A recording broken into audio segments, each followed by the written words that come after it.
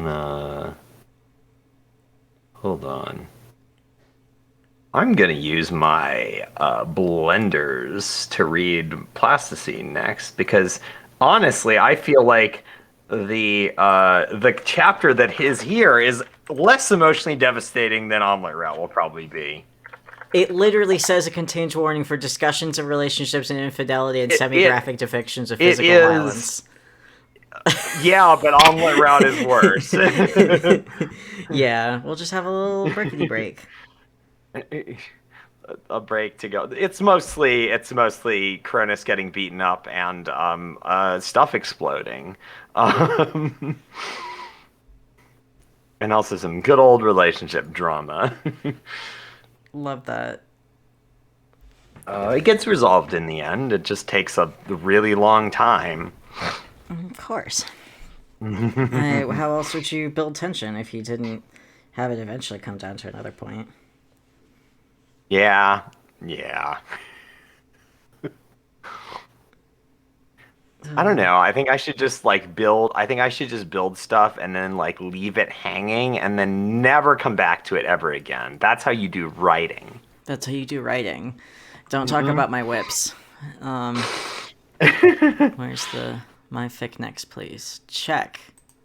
Completed. Yeah. Hell yeah. I had 18,000 blenders. I got to use them for something. All right, back All to the right. live scene. I really like having this little remote control so that you guys don't have to see tunnel vision. It's great. Dope. It does solve that it does solve that one monitor issue. Yeah, that's useful. Always Okay, so helps I will address it. say this chapter has uh, Latula, Terezi, Cronus, and a little bit of Matuna for voices.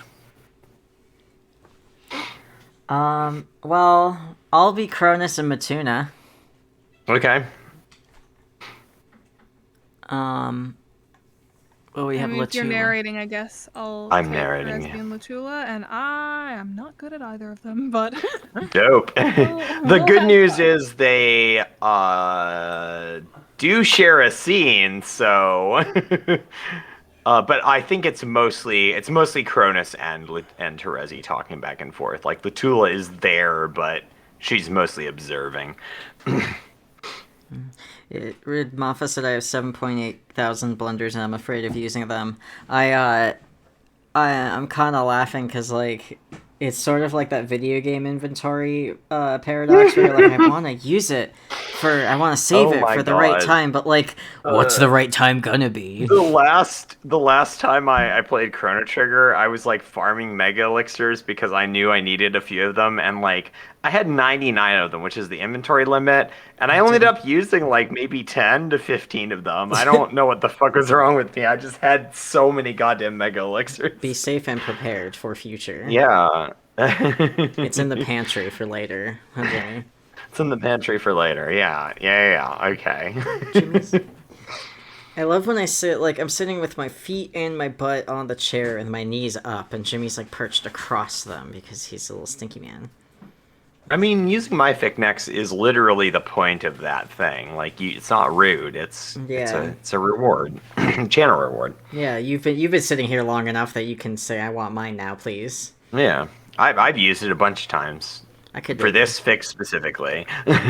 I could maybe phrase it differently if it made it less like feeling like you were demanding something. If that would make it easier to Yeah, use, I because mean, it's just awfully demanding. I made it as a joke, but I can understand why it would feel sort of like you're going meow at the yeah. stream person. Um. So yeah, this is my cyberpunk Dancester hybrid AU that has like Before Trolls and Alternia mixed together. Um. Yup. It's a That's pretty much what it says on the tin. Starts out as a heist fic. It escalates from there. I'll say. It does a Yeah, good job it describing the heist, and then shit starts to unravel. yeah, it kind of ends as a heist fic too, but it's complicated. We'll get into it. We are many chapters from the end. This is it's a good fic. It also coincidentally is a long one. It is a long one. Still my longest single work to date. The Hive Swap novels are both technically slightly shorter. All right. Yeah, I'll be narrating this. This is Plasticine Soul, Chapter 18, Supply and Demand. We have a trigger warning for discussions of relationships and infidelity, and some semi-graphic descriptions of physical violence. So if either of those is a big issue for you, you might want to tune out for the next, 15 minutes or so. Neither of them is particularly bad. Cool. All right. Cool. The second day of the 12th bilunar perigee. Authority Safe House, North Alternian capital. So this is probably gonna suck. A lot. Latula stepped aside to let Kurlos back into the hall. He passed by with a brief nod, and then she was standing there in the room with Matuna. He was in the bed looking... he wasn't sure. Looking haggard and a little bit lost. It was probably a bad time for the conversation she was about to start. But that had been the problem before. There was never a good time. It was always a bad time, so the conversation had never even happened. It felt like it was just going to keep getting worse. So they were doing this now. Hey, how are you doing? Latula asked as she approached the bed. Matuna looked at her and tried to smile. Like someone popped my goddamn head. He closed his eyes, pressing his hands into the hollow at the bridge of his nose. Nothing they give me helps. Can't believe I let this sit for so long. What the fuck is wrong with me? She reached out and put a hand on his shoulder. Hey, I think we need to talk about something. I wanted to say this for a while, but I guess I never found the right time to say it. Matuna groaned. Is this about you and Thamara? She blinked. She was sure her mouth was open. You two weren't exactly subtle in the first place. Still processing what he was saying. Still trying to figure out how he'd known and why he didn't seem to care. He was still talking.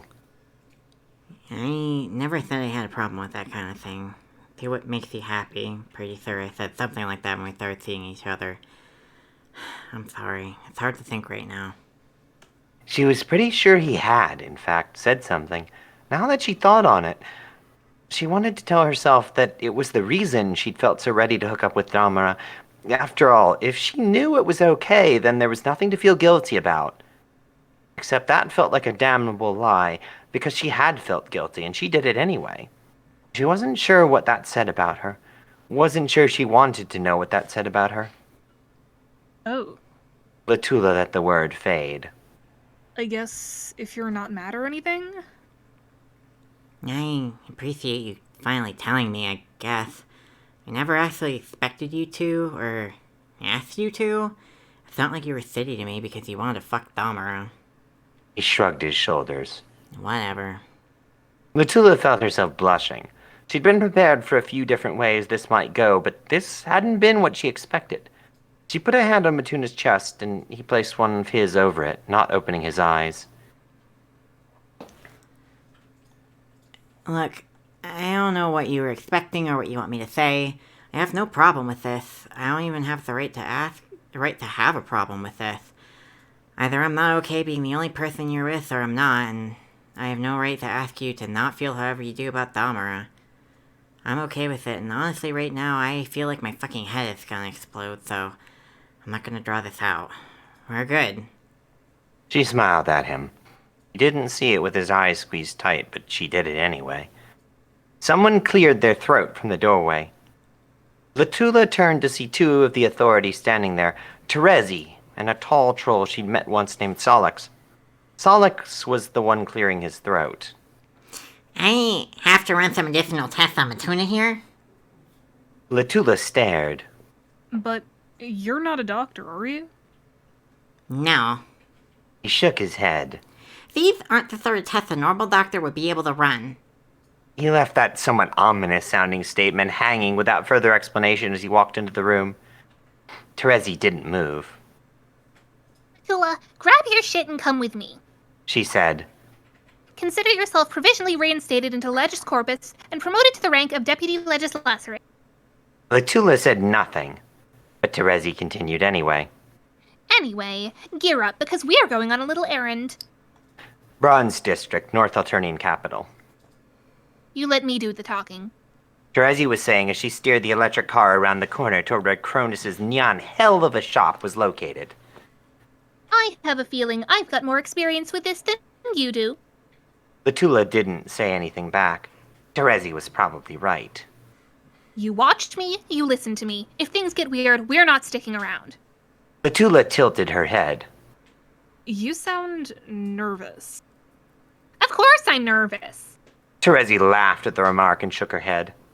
Only idiots go in without a little bit of an edge. How the hell do you think I stayed alive as long as I did? It wasn't a mean feat. The legislators didn't exactly spend their days pushing paper around.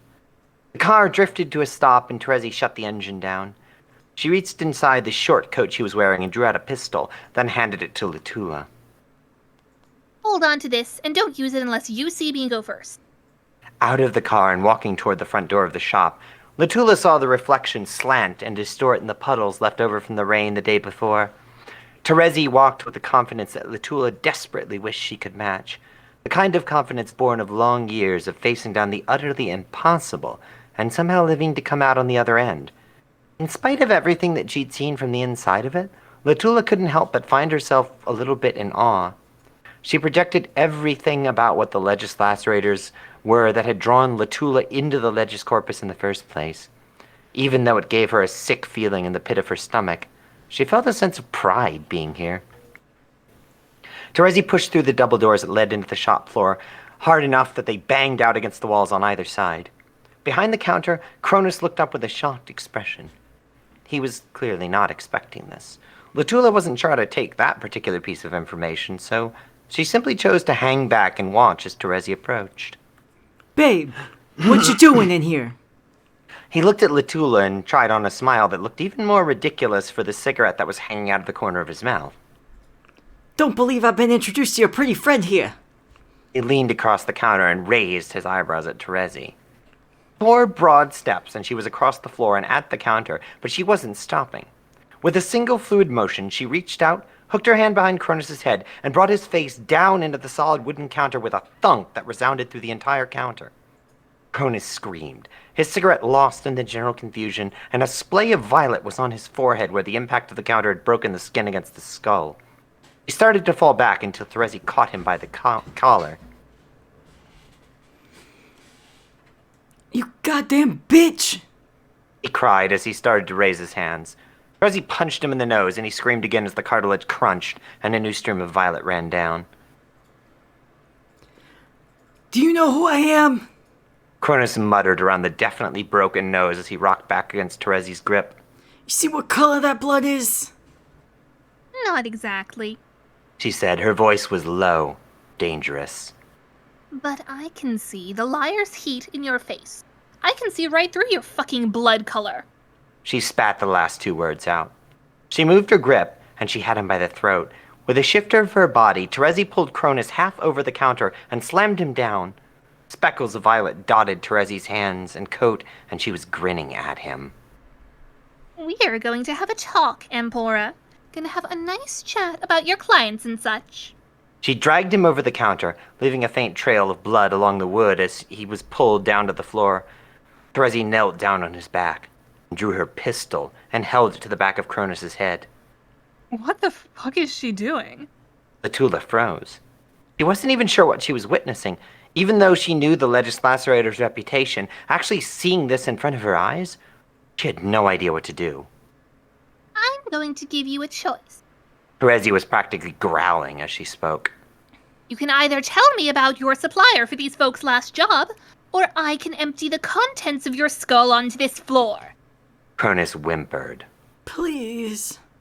Make your choice.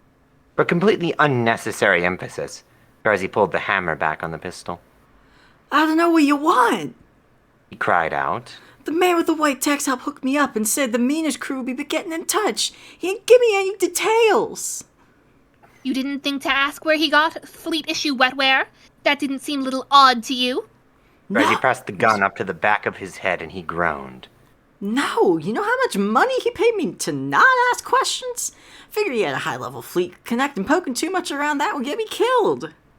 Latula knelt down next to Cronus. He struggled to crane his neck up to look at her. What about the fleet depot job?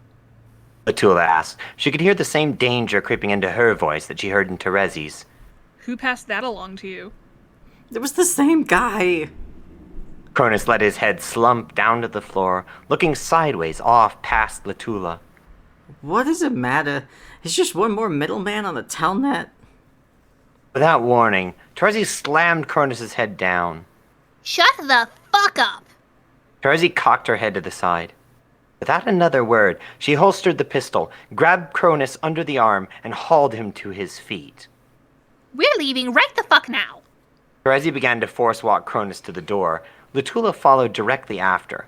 Halfway to the door, Terezi broke into a run and let go of Cronus's arm. Run or die. She shouted as she began to sprint. Not waiting for an explanation, Latula and Cronus quickly matched pace with her. Halfway to the car, Latula could hear it, a high whine in the distance. Terezi was running even faster, leaning forward and pushing herself forward. It seemed suddenly, desperately important to get as far away from Cronus' shop as possible. Latula heard a whistle in the air, and then she was being pressed forward by something she couldn't see, but could definitely feel pushing on her back.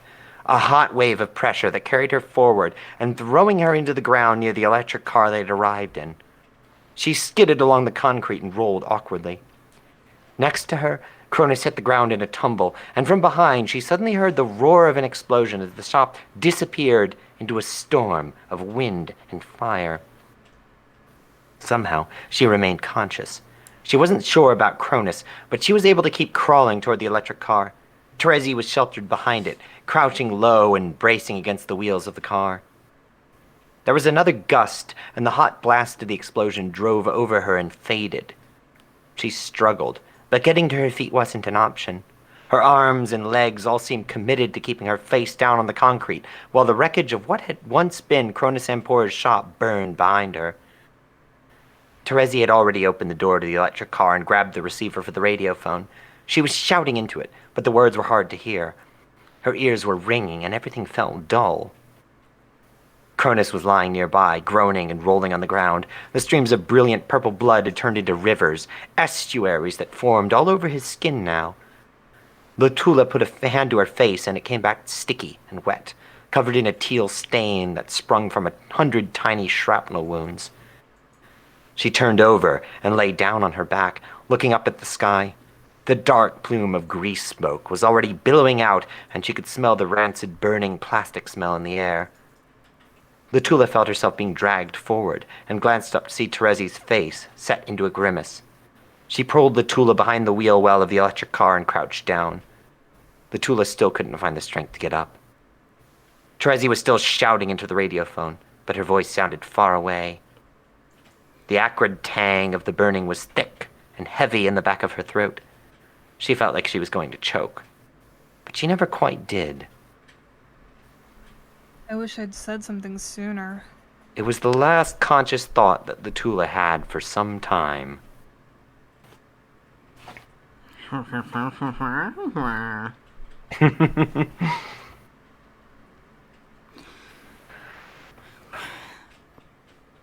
Damn. The plot continued to thicken.